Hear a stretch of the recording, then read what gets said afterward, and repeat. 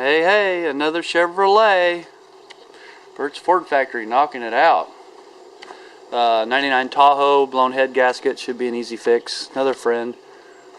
I have friends that are mechanically challenged, I guess. Straightforward, it's a small block, 350, everyone knows how to do it. I won't spend too much time messing around with it, but thought I'd do a quick video on it. Four-wheel drive, nice little rigs, plenty of space in here. They're made for big blocks, so there's plenty of space in here for big blocks, so we can get to all the bolts and everything. It's going to be pretty easy. We'll get it ripped up. Alright, well, I'm sure I'm not really showing anybody anything. This is old technology, but this is a $750 replacement motor for this truck. Because that motor's shot. This is all the things that I've taken off, because that's the way they come from the junkyard. They just cut everything. An example, like it'd be really nice if I didn't have to swap out this power steering pump, but because they bent this back to get it out of the way, it's got to be swapped out because it's kinked now. And they just cut stuff off with a plasma cutter or a acetylene torch. They don't care. It makes for a lot of work when you're swapping out a motor. Good example. It'd been nice not to have to take those motor mounts off, but they just plasma cut stuff off. I mean, why use a wrench? I mean, I don't know. Ground wires, they just cut them off. I guess that's how they make money. It's frustrating though. I gotta spend 2 or 3 hours taking stuff off of this thing just to get it ready to go in when it's supposed to be a replacement. And the only changes I've seen is my ground wires were connected to here instead of here. If you look in here, there's a reason for that, I would imagine. You can see I left my ground bolt here. It's not tapped on the other motor, and I think right there is used to mount for something on this one, so there's always little changes. Anyway, just letting you know, I power washed this. It was completely coated. This is after power washing. It's still filthy. Yeah, I did power wash this. I also guess I didn't want to work on, I mean, I'm still wearing gloves, but because it's just filthy. I also power washed in here just to kind of get it cleaned up a little bit, because I got to get down on the transmission and stuff, but it wasn't necessarily to make it look nice. It was really just so I didn't have to roll around in mud.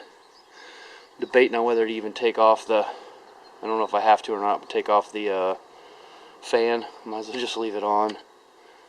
But yeah, anyway, this is what I'm doing today on Saturday. Alrighty, we got her out. It's not too much different than normal removal of stuff, but there's 6 bolts on the transmission housing. They were super tight, and they all of them but one had a nut with a bracket on it, so you had to get in there with a really small ratchet, pull the nut off, and then pull the bracket off, and then get in there with a whatever you could, the 14 size, to get the other 6 out. They were on super tight, and the 3 torque converter bolts, I had to double up wrenches and stuff on those. They were super tight too, and Loctited with the red. Red's not supposed to. Red's the bad boy stuff. So anyway, I took the oil. This thing's oil cooler, and I just took it off there. I just thought it'd be so much easier. I got to get that cleaned out, but thought it was easier than taking the lines off and making a mess there. I don't know if it's going to go back in as easy, but we'll see. I'm going to hit these guys because they had paper gaskets, so I got to clean the surfaces there. The motor mounts seemed pretty good, a little rusty, but I mean, she's old and used, but it seems all right. There was 2 metal bars that went from the transmission. This guy here went from the transmission up to the motor mount. So they went like this one was right here. Does that make sense? I don't know if you can see that with the light. But one of these bolts had come off. There we go. One of the bolts had come off, and they replaced it with a standard bolt and messed the threads up, and it bent it, you can see, so I'm not going to put one of those back on. But these are the parts that came off of These are the bolts that I had to take off right here. these are the bolts that went there, motor mount bolts, starter bolts, trans cover bolts, and then torque converter bolts, and then the actual transmission bolts. Like I said, there was 6 of them. Oh, sorry, 2 of them that didn't have nuts on the end. So there's brackets everywhere and stuff. I like the metal gaskets better, so I'm gonna get a set of those for putting the exhaust on.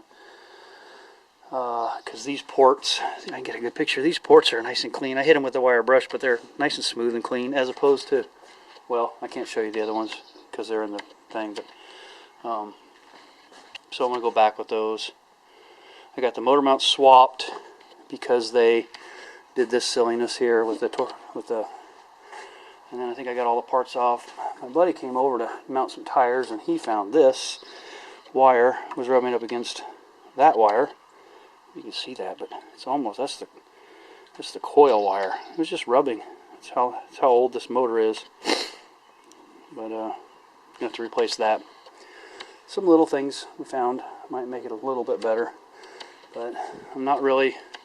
Normally, if I were going to do a motor like this, I would, you know, power wash it super clean. I mean, this is a full 30-minute power wash, but I would do the oil pan gasket, the rear main seal, covers and stuff. But we don't have a big budget on this one, so we're just going to do what we can, and that's what we're going to do.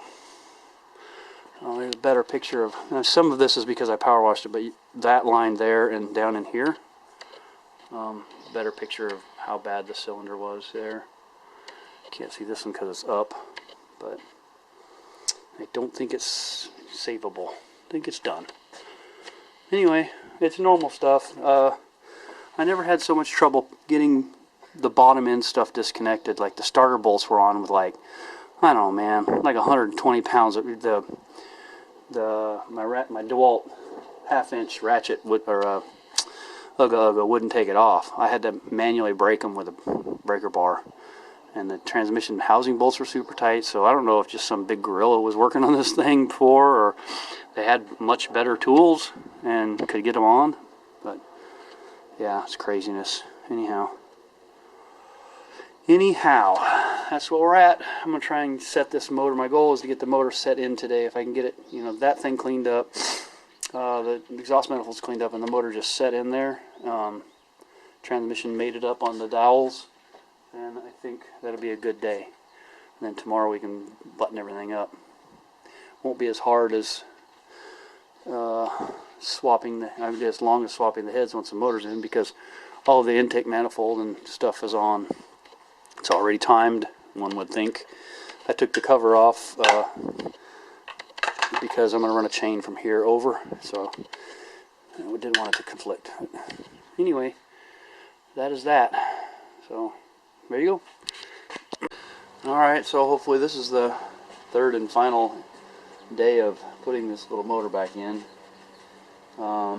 Yesterday we got the exhaust manifolds in. I learned that it's best to do the back one first and then the front one. This side went on fine. I'm kind of ambidextrous, but more right-handed than left, so I had trouble on this side. But yeah, those guys are on. Got the shields on. Brackets reinstalled. I used a probably see it better from over here. I had a aftermarket set of Mr. Gasket Ultra Sealed, so I used those because I was worried about the exhaust manifold sealing up really nice.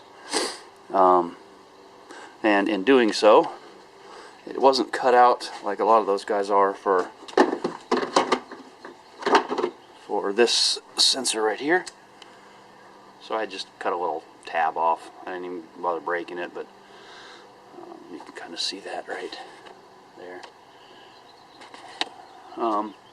Now today we're going to first of all put the oil filter on, oil plug, and seal this guy in place, the oil dipstick, and then bolt it down. Then I'll start putting on power steering pump. Went with the original one instead of the one that came with this motor because of that line I think I showed you. If not, then there it is right there. It was kinked. I don't know if that's working or not. It was kinked. Tried to bend it back and it was just kinking worse. So I got this guy tight but not secured down there. Just a little buttoning up stuff.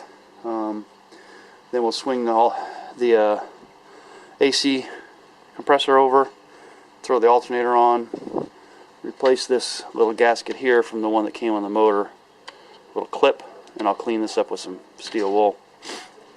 Basically just start to put little stuff on the top. It's kind of slow and easy day. We might get to where we could start it today. We'll see. Anyway, first things first, crawl underneath and get that stuff done so I can get some sealant on that and give it a couple hours to seal it, to bond up, so we can start it if we get to that today. Well, sorry guys, as is usual, I didn't film the last little bit here, but we were able to get the motor started up. It had a little bit of noise, like a slight misfire, and I think it was just because it was sitting so long, the injectors were a little dirty or something. Maybe it had some water in the fuel. Anyway, we got it running. Friend came and picked it up, told him to put a tank of super in it with some injector cleaner, and they did that, and they said it started, running really good after it got through that. So all is well, everyone's happy, and one day I'll learn how to properly finish a video. Sorry.